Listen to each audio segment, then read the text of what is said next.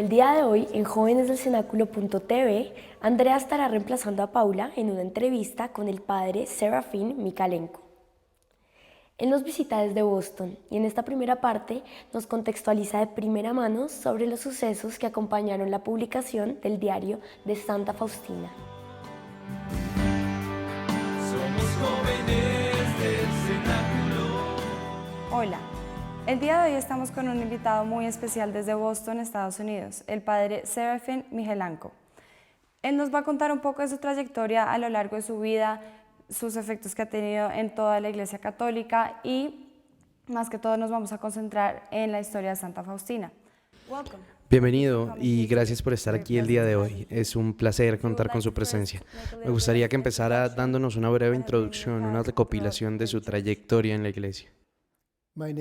Mi nombre es Serafín Mikalenko, pertenezco a la Congregación de los Padres Marianos de la Inmaculada Concepción de la Santísima Virgen María, una comunidad de hombres fundada en Polonia en 1673 por el beato Stanislaus Papczynski.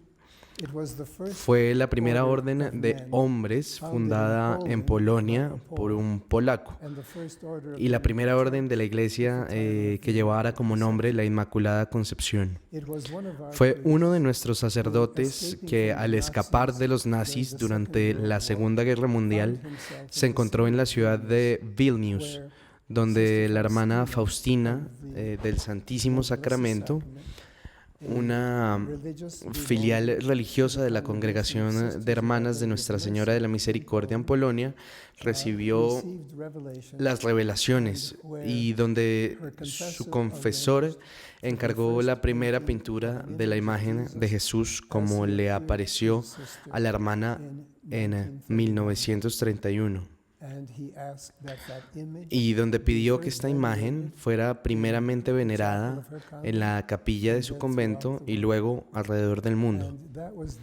Y ese fue el comienzo de su misión con la Iglesia y el mundo sobre la gran misericordia de Dios, que está personificada en Jesús, que a través del amor que nos tiene, sufrió su pasión y muerte y luego resucitó para reivindicar la naturaleza humana y darnos de nuevo la posibilidad de alcanzar la finalidad con que Dios nos creó, para alcanzar la divinidad y compartir, y como decía San Pedro, ser parte de su divina naturaleza. Esto es increíble, Padre. ¿Podría contarnos un poco sobre la historia de Santa Faustina para los jóvenes que nos están viendo? ¿Cuál es la historia? Y yendo un poco más allá, ¿cuál fue su papel en esta historia y cómo terminó haciendo parte de todo esto? Sé que es un rol muy importante. ¿Cómo terminó en ese lugar? Bien, pues esto ocurrió cuando la iniciativa para la beatificación de la hermana Faustina empezó. En ese instante, quien la postula, es decir, el sacerdote a cargo de representar la comunidad de la hermana en el proceso de obtener la gracia de su beatificación, que tiene que vivir en Roma, quien pide a la Santa Sede avalar esta causa debe vivir en Roma, pero necesita ayudantes en aquellos países donde se encuentra la gente más interesada en la causa de la canonización de la hermana Faustina, para poder recolectar información de las personas que están recibiendo bendiciones a través de su intercesión y que estén capacitadas para probar que hay un gran interés en la declaración de esta persona como santa. También que cuando estos milagros sean reportados por medio de la intercesión de la persona particular, se pueda ver cuál de ellos puede contar como milagro y que sea un caso primordial en la búsqueda de su beatificación, y luego otro que sirva para su canonización. Pero mientras tanto tiene que declararse que ella haya practicado todas las virtudes cristianas a un grado heroico Y una vez esto se ha logrado y está probado, entonces podemos trabajar en su beatificación y posterior canonización. Así que yo fui designado a los Estados Unidos porque el mensaje de la Divina Misericordia empezó muy próximo a su muerte, traído a nuestro país por uno de nuestros padres marianos desde Europa. Él estaba escapando de los nazis y en la ciudad de Vilnius, donde la hermana Faustina vivió por algunos años y donde la imagen de Jesús y la Divina Misericordia fue pintado, su confesor aún vivía allí y le pidió a nuestro sacerdote, entendiendo que él quería ir a los Estados Unidos, que llevara un memorial especial, que significa básicamente un escrito que él realizó pidiendo que los obispos y las universidades católicas en los Estados Unidos pidieran a Roma institucionalizar la Divina Misericordia que nuestro Señor le pidió a la hermana Faustina. Y él le prometió que si llegaba seguro a su destino en Washington, D.C., que es donde tenemos la casa de nuestra comunidad, él compartiría este mensaje hasta el final de su vida. Y como Dios lo permitió, él pudo viajar desde Lituania, atravesando Moscú, Siberia, Japón, y finalmente llegar a los Estados Unidos antes de Pearl Harbor. Y esto ocurrió en 1941. E inmediatamente habló con los sacerdotes de las revelaciones y devociones. Y todos decidieron que sí valía la pena difundir este mensaje, incluso sin estar aprobado aún por la Iglesia. Porque esto fue difícilmente 2 años y medio después que la hermana Faustina murió, e incluso las hermanas de su propia comunidad no sabían que estaba siendo difundida, algunas superiores, pero no sus hermanas. Entonces, durante la primera década, el mensaje se difundió a través de nuestros sacerdotes en los Estados Unidos y desde los Estados Unidos a todos los continentes de la tierra. Y como estábamos tan comprometidos con esta causa, quien postuló a Roma pidió a uno de nuestros sacerdotes ser el compañero de postulación en los Estados Unidos y Norteamérica. Así que, ya que había estudiado en Roma y conocía algo de italiano y de nacimiento sabía polaco, mi mamá era polaca y mi papá eslovaco, pero hablaba mejor polaco que mi madre. Así que fue posible que fuera postulado para este cargo. Y no lo dudaste, ellos solo te lo ofrecieron. No, me asignaron, así que simplemente acepté. Claro, porque es primeramente un trabajo muy interesante, pero debió haber sido muy duro tener toda esta responsabilidad. Pues bien, no es que sea difícil, simplemente tenía que hacer lo que me asignaran y ponerme a trabajar.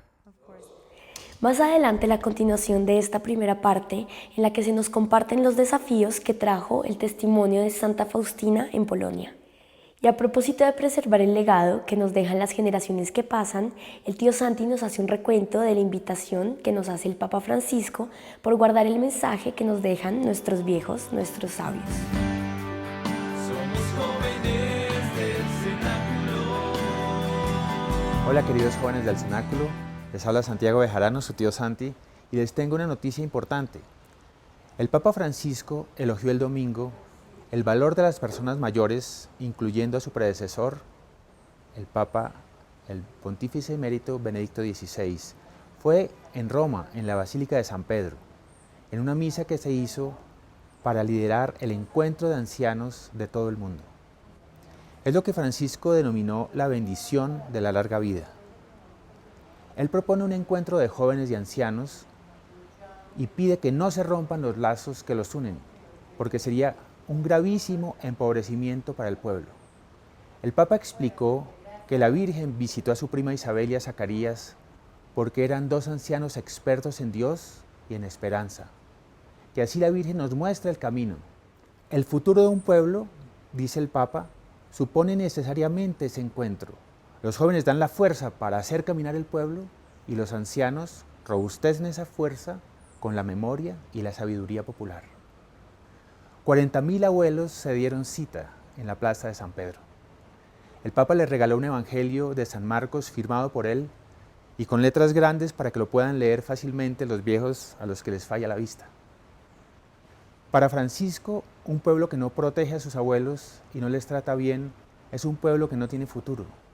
No tiene futuro porque pierde la memoria y se separa de sus raíces. A los abuelos, recordó el Papa, se les ha confiado una gran tarea: transmitir la experiencia de la vida, la historia de una familia, de un pueblo, de una comunidad. Compartir con sencillez una sabiduría y la misma fe. Qué suerte tienen las familias con abuelos cerca, dijo el Papa. Los abuelos son padres 2 veces. Francisco comenzó su discurso agradeciendo la presencia en la plaza de San Pedro del Papa emérito Benedicto XVI. He dicho siempre, dijo el Papa, que estoy feliz de que él viva en el Vaticano también, porque es como tener al abuelo sabio en casa. Asimismo, el sumo pontífice agregó que la verdadera eutanasia escondida es el abandono de los ancianos. Queridos jóvenes, todos tenemos cerca a un abuelo, a un tío abuelo, o puede no ser pariente sanguíneo, una persona anciana a la que podemos visitar, a la que podemos llevarle un poco de amor. Y no crean que ustedes son los únicos que van a dar, van a llegar ustedes llenos de una gran sabiduría y de una gran fuerza espiritual, porque los ancianos desarrollan mucho la fe y desarrollan mucho la cercanía con Dios. Y voy a permitirme contarles una anécdota muy rápidamente. Un amigo mío que estudió en la universidad conmigo se fue a Estados Unidos y necesitaba trabajar para ayudarse a pagar sus estudios. Empezó a cuidar a una anciana que era una señora muy rica, de una familia muy poderosa, y sus hijos no la visitaban nunca, la tenían abandonada, solamente esperaban a ver cuándo se muere esta señora para heredar, y le hacían un ambiente muy hostil a esta pobre señora. Durante muchos años, esta persona que conozco la cuidó, la llevaba a rezar a la misa, se acercó a ella como si fuera realmente su abuelita. La cuidó tanto y con tanto cariño que la señora quedó profundamente agradecida con él y se dio cuenta él del abandono en que la tenía su familia allá en Estados Unidos. Pues esta señora se murió y al morirse mi amigo no sabía que le había dejado 5 edificios en la ciudad de Boston y que quedó él absolutamente millonario en dólares. La familia reaccionó, pero ¿cómo le van a dar toda esta plata a este muchacho que la cuidó? Pues sí, fue alguien que le dio amor, le dio su vida y le dio lo que su familia de sangre no le dio. Entonces es como un regalo de Dios para este amigo mío, y no es para decir que si vamos a cuidar a un anciano nos van a heredar una gran fortuna, no. Nos van a heredar una gran fortuna espiritual, nos van a heredar una gran fortaleza de fe y una gran fortaleza de vida, una gran sabiduría. Y nosotros vamos a estar felices de poder tener esa fe y esa misericordia y de poder compartir con ellos. Los invito a que vayan a visitar a sus abuelos, cuídenlos, quiéranlos. Son como niños que requieren también que los consientan, que los cuiden.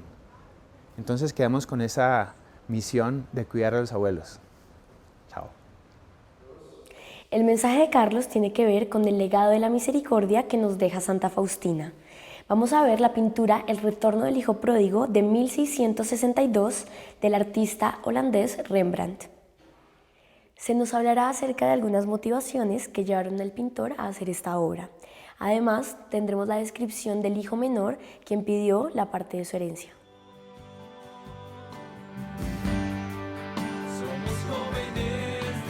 Hola, en el día de hoy hablaremos sobre la misericordia incondicional de Dios en un bello pasaje del Evangelio de Lucas 15, 11-32 se nos narra cómo un padre perdona con amor a su hijo que luego de haber gastado su herencia en países lejanos se acerca nuevamente a su padre con amor y arrepentimiento. El autor Henry Nouwen hace una bella obra literaria en donde describe este cuadro hecho por Rembrandt, Podemos pensar que este autor pintó en sus últimos años de vida este cuadro. Rembrandt tuvo en una parte de su vida una época de orgullo, de vanidad, de omnipotencia, donde recogió muchas cosas y se marchó a un país lejano donde despilfarró su fortuna, tal como lo podemos ver en el relato del hijo pródigo. Esto seguramente animó a que Rembrandt pintara esta obra. Luego de este periodo de éxitos, de abundancia, Rembrandt vivió un dolor, un desgarro y un desastre. Por ejemplo, la muerte de algunos de sus familiares, dificultades económicas y legales. Por último, Rembrandt muere pobre y solitario en 1669. Seguramente estos elementos hicieron que él mismo se retratara en el cuadro del hijo pródigo, como este joven de ropa y sandalias totalmente gastadas, que se abraza en el amor misericordioso de su padre. El personaje principal de esta parábola es el hijo menor, quien pide su herencia al padre sin haber muerto. Esto se constituye como una ofensa debido a que el padre da la herencia al hijo solamente cuando muere. Este hijo deja el hogar, se aleja. En una palabra podemos decir que niega que pertenece a su padre, niega su relación filial con él. Podemos pensar cuántas veces nosotros negamos a Dios y consideramos que podemos hacer nuestra vida de forma independiente, sin tener presente su voluntad. Prestemos mucha atención en nuestra cotidianidad, puesto que en ocasiones le prestamos la atención a cosas como el éxito, la fama y el poder. Esas cosas nos jalan, tal como lo hicieron con este hijo menor. En muchas ocasiones la sociedad nos dice: demuéstrame lo que eres. Cuando dejas de producir, dejas de interesarle a la gente. En ese momento nosotros nos vamos a un país lejano, donde prima la cólera, el resentimiento, el celo, la venganza, la codicia. Todas estas cosas las vivió el hijo menor. En ocasiones buscamos también el amor donde no lo podemos encontrar. Quiero ser independiente y demostrarle al mundo que no necesito de Dios. Pensemos un momento en esa gran reflexión que nos deja la parábola del hijo pródigo. Sin embargo, Dios nos espera con los brazos abiertos y nos sigue amando, aun cuando nosotros en libertad nos hemos alejado del hogar. En el siguiente programa seguiremos escuchando el análisis de esta obra. Y Natalia Henao vuelve a Vox Populi con una breve entrevista que quiere reflexionar sobre la importancia de la educación en la fe. Somos jóvenes del cenáculo. Hola amigos de Jóvenes del Cenáculo, hoy nos encontramos con Claudia Vaca y le vamos a preguntar qué la motivó a que sus hijos tengan una formación en la fe. Hola Natalia. Bueno, mi mayor motivación para educar a mis hijos en la fe ha sido mi propia experiencia de vida, porque el día que yo decidí poner a Dios como el centro de mi vida, que decidí acercarme a Él y educar mi propia fe, ese día me di cuenta que la vida se vive muy diferente.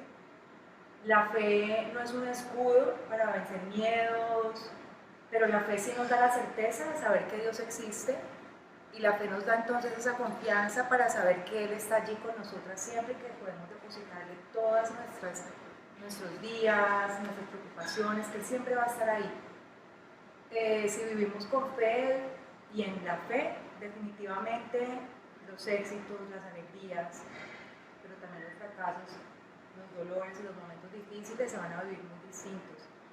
La fe nos la regala Dios y nosotros debemos cultivarla. Entonces yo como madre soy la llamada a inculcar esa fe en mis hijos. Yo tengo esa responsabilidad de hacer que ellos cultiven esa fe. Pero no solamente con la teoría, sino también con mi ejemplo. Entonces yo definitivamente siento que ese es el mejor regalo que les puedo dar. Muchas gracias, nos vemos pronto. Los invitamos a conocer más sobre nosotros en nuestra página web y redes sociales. Continuemos con la entrevista al padre Serafín, en la que nos cuenta la introducción de la historia de la que fue testigo. Bien, lo que podría añadir es que por 20 años las autoridades eclesiásticas no permitieron que los escritos de la hermana Faustina y la devoción a la Divina Misericordia que está basada en esto fueran difundidos, porque su diario, lo que se denomina su pequeño diario, no estaba publicado aún. Y las hermanas tomaban pequeños apartes de su manuscrito, y como su gramática no era la mejor, ella solo tuvo 2 temporadas de colegio.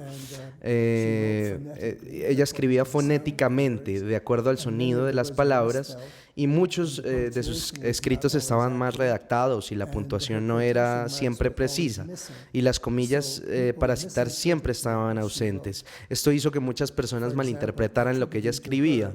Por ejemplo, atribuido a ella está dicho que Jesús le habló sobre él, así que problemas de este tipo aparecieron.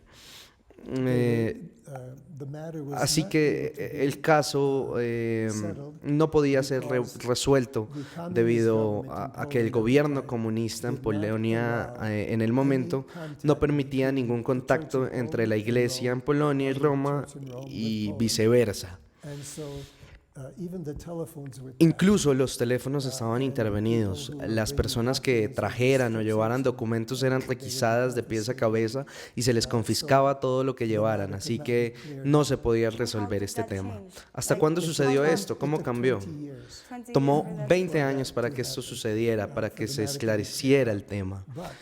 Pero muy rápidamente después que la prohibición fue abolida, se pudo hablar del tema, lo que significó que se diera permiso de nuevo para leer sus escritos y difundir la devoción. Y se empezaría a hacer esta tarea después de 20 años, pero nuestro obispo local no nos permitió hacer esto, ya que sus asesores le dijeron que no deberíamos entrometernos en revelaciones privadas. ¿Esa fue la relación para mantener esto en privado? Sí y no. Mi provincial me envía a Roma para conocer el caso, para ver cómo es interpretado allá. ¿Podemos difundir este mensaje de nuevo o no? Así que mi viaje a Polonia coincidió con la primera visita del Papa Juan Pablo II a su país nativo después de que se convirtió en Papa. Así que mientras estaba allá, la hermana de la comunidad de la hermana Faustina, que era la encargada de la postulación en Polonia, me preguntó si nuestra comunidad estaría dispuesta a publicar el diario de Santa Faustina en el marco del 50 aniversario de su primera misión, la primera aparición, pues no lo podían hacer en Polonia. El gobierno comunista permitía a cualquier organización religiosa imprimir una sola publicación al año, así fuese un pasquín o un libro o una tesis. ¿Por qué sucedía esto? Porque restringían la actividad de la iglesia.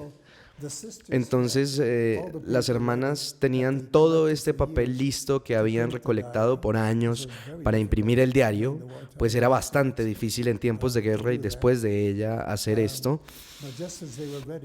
Pero justo cuando iban a imprimir el diario, el cardenal a cargo de la iglesia en Polonia confiscó el papel porque dijo que acababan de recibir permiso de Roma para imprimir otro libro en polaco y necesitaban el papel para esto y era más importante que el diario de la hermana Faustina. Así que la hermana me pregunta si imprimiríamos el diario en los Estados Unidos y me entregó en 2 rollos fotográficos el texto completo del diario. Que fue mecanografiado desde el manuscrito con todas las correcciones de gramática.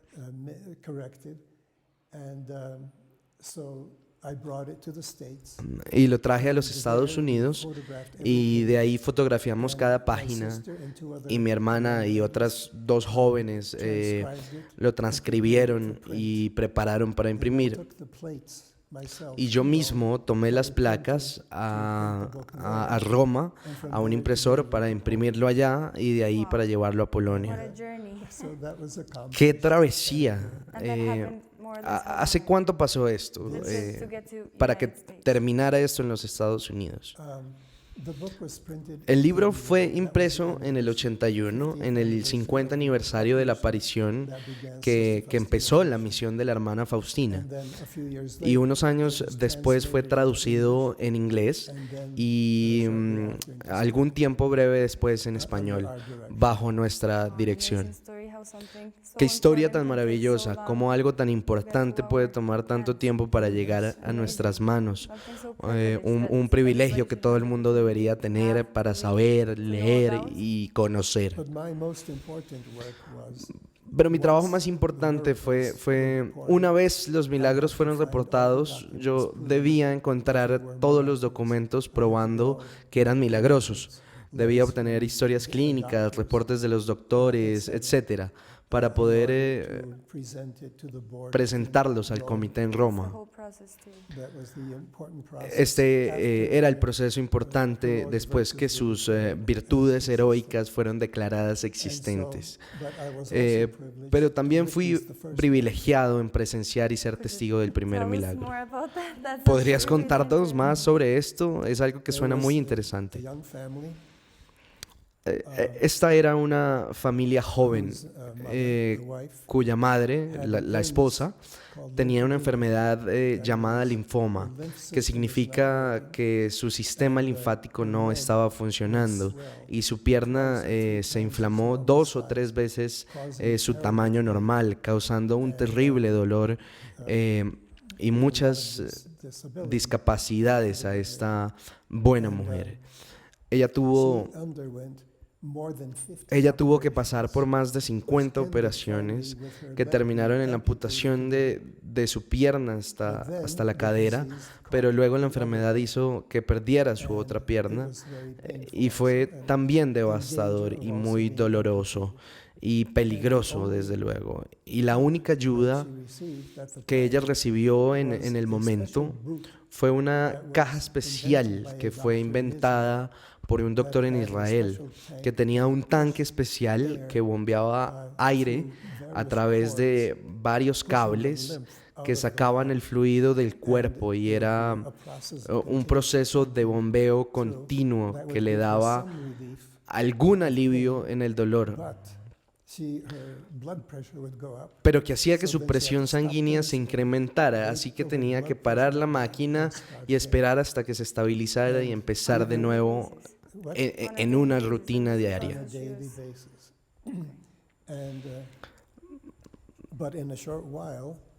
Pero muy poco tiempo después, la Asociación Médica Estadounidense no aprobó el mecanismo, así que tenía que renunciar a esto y no tenía otra forma de aliviar su dolor.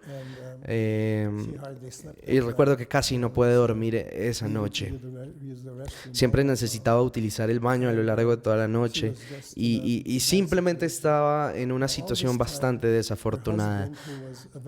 Pero todo este tiempo, su esposo, que era una persona muy creyente y que se aferraba al amor y ayuda de Dios, estaba suplicando a toda clase de candidatos a santo para que intercedieran por su esposa, para que tuviera el milagro de sanidad, y nada funcionó. Incluso tomó a su esposa y a sus hijos a Lourdes, y en su camino de vuelta, su hijo, que sufría un síndrome de epilepsia, tuvo un episodio en el avión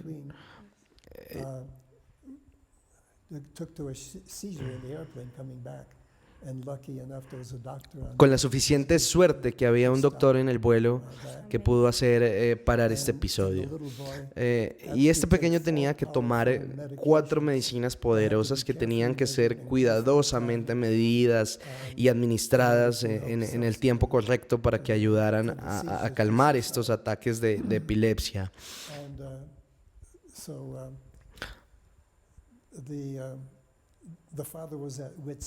Así que el padre estaba devastado. Su mujer vivía prácticamente en el hospital y su hijo había estado al borde de la muerte varias veces debido a la falta de cuidado por las enfermeras que lo cuidaban en su situación. Así que estaba desesperado. Y entonces leyó en un periódico que una parroquia cerca de su casa, de Boston, iba a mostrar una película amateur acerca de la hermana Faustina y su mensaje, como también de Nuestra Señora de Fátima. Y esa película estuvo en la penumbra por 20 años, ya que no estaba permitido dar ninguna información de las revelaciones que le ocurrieron a la hermana Faustina o a su devoción. Pero una vez la prohibición se abolió, esta parroquia quería mostrarla y al anunciarla, este hombre quería verla con mucha desesperación. Pero todo andaba mal ese día y él estaba devastado. Así que su esposa solo le dijo que fuera para allá. E incluso cuando ella estaba bastante molesta con Dios, no comulgaba o se confesaba y no creía en milagros. Pero después que él se fue a ver esta película, había un librillo sobre la devoción en su mesa y se postró por primera vez, rezó, pues estaba muy preocupada por su esposo. Así que este hombre llegó a la reunión, llegó tarde, pero aún no habían empezado la película. Pero cuando empezó fue brutal. Tras haber estado 20 años en la penumbra, era tan frágil esta película que a toda hora se rompía. Así que tuvieron que remendarla antes de continuar y llevó un gran tiempo para verla. Pero él estaba seguro que de pronto era aquí donde estaba la respuesta de Dios, que era aquí donde Dios iba a permitirle a la hermana Faustina que intercediera por su esposa. La segunda parte de esta entrevista la veremos la próxima semana. Gracias por acompañarnos todas las semanas. Mi nombre es Ana María y esto es jóvenesdelcenáculo.tv. Que Dios los bendiga.